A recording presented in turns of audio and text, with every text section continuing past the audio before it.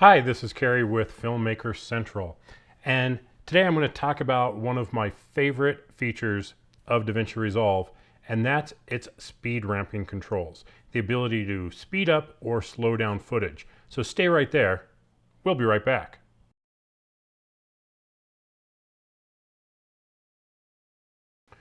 All right, well, as I said, speed ramping is one of my favorite features, and it's something that pretty much got me started with DaVinci Resolve because it's just one of those things that um, I've always been a huge fan of with different applications, being able to do speed ramping.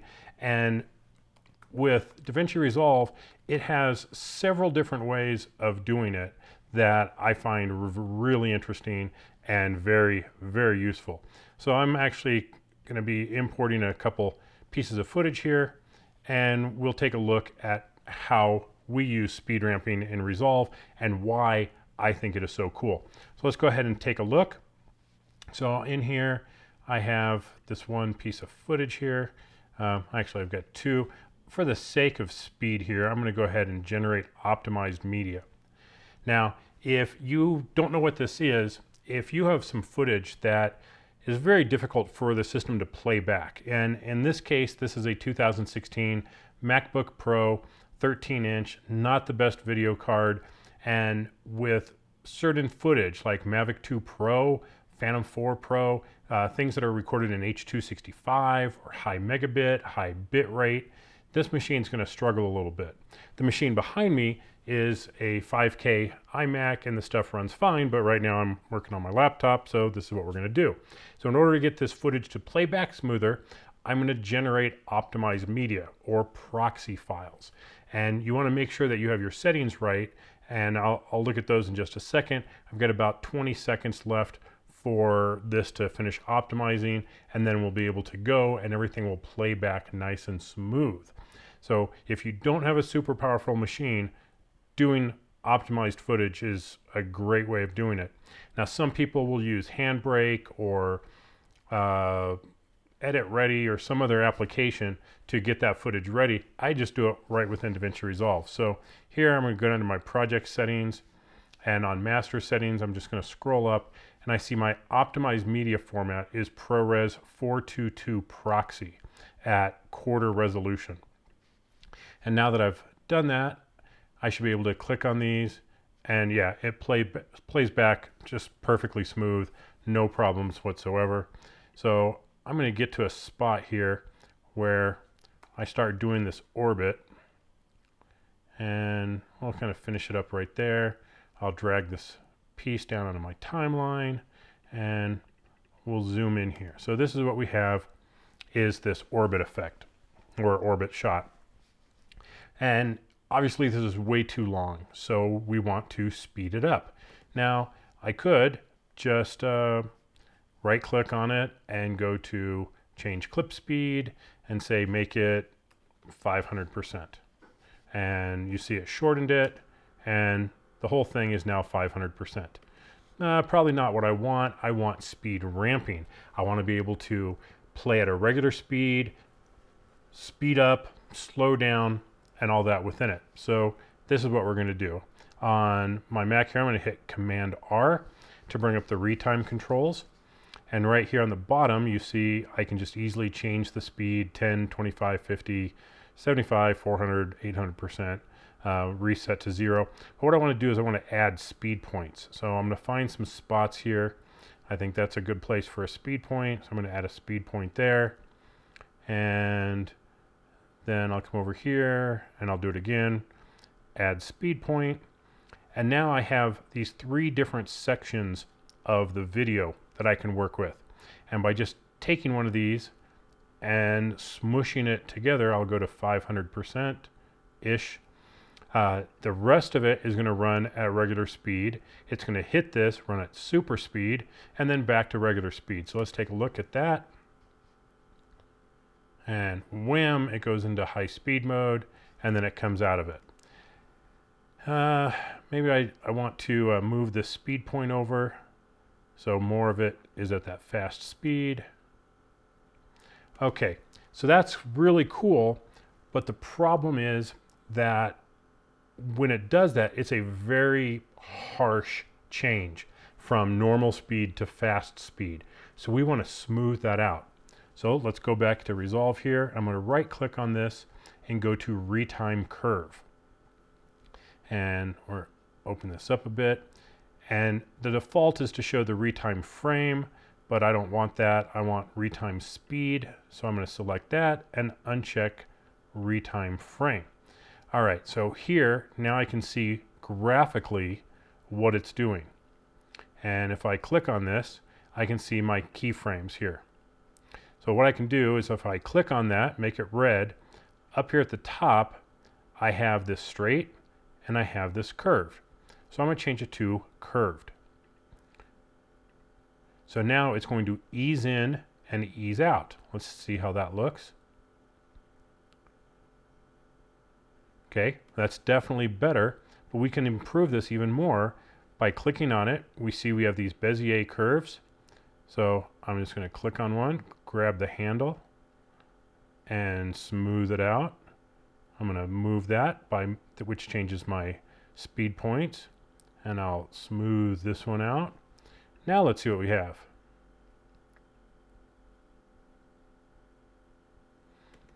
So definitely a much more natural change from normal to speed mode.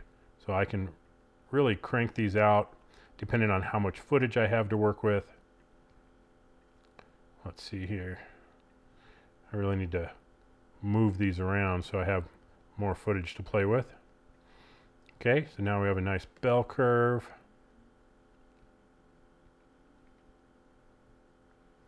So that gives you a way of really ramping in and ramping out of the speed. Something I find super, super cool, especially on some of these drone shots where they can be a little boring if you don't have some action to it and some speed changes. So that's getting things to go faster. What about slowing things down? So let's grab this, close all these things here, and let's grab some skate park footage. And I'll drop this in place here. And we have this pretty cool bike shot. I'll go ahead and trim this up. Let's take a look at that again. Okay, but we really want to slow this guy down probably right here. So again, I'm going to do Command R, which should be Alt R on Windows. Add a speed point. And right there, we're going to add a speed point. Now, if I drag these the other direction, you see it turns yellow, which means it's slowing it down. Okay, let's see what we've got. Okay, well, small problem here, right, is when it goes into the slow motion, we have this very jerky effect. Now the reason for that is this footage was shot at 24 frames per second, and I'm in a 24 frames per second timeline. So if I now change this to being, say, well, I'm at 17%, 10%, so 2.5 frames per second, where's the rest of the data coming from to fill in those gaps? And right now the answer is nowhere. So it is simply playing a frame, has to wait for the next frame to start, plays that bit, waits for the next frame to start, and plays that bit, which is why we get this jumpy looking playback. So I'm going to go up here to the right hand corner and go to Inspector, and we can go to Retime and Scaling. I'm going to double click that. My retime process, I'm going to change to Optical Flow. Now, let's see what we've done. Well, we've destroyed our playback, and that's because this computer's not fast enough. So we need to do another performance optimization trick. So we're going to go up to the playback menu. We're going to change render cache to user. Then we're going to go over to the clip menu and say render cache color output. Now when we see the bar here, we see the red is what has not been rendered and the blue is what has been rendered. So this should give us a better look to the footage by creating the in-between frames. So let's see how good this does.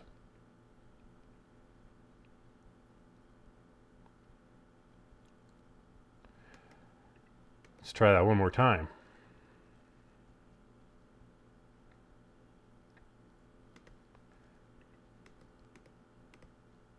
Look at that. So that did a phenomenal job of improving that slow motion performance.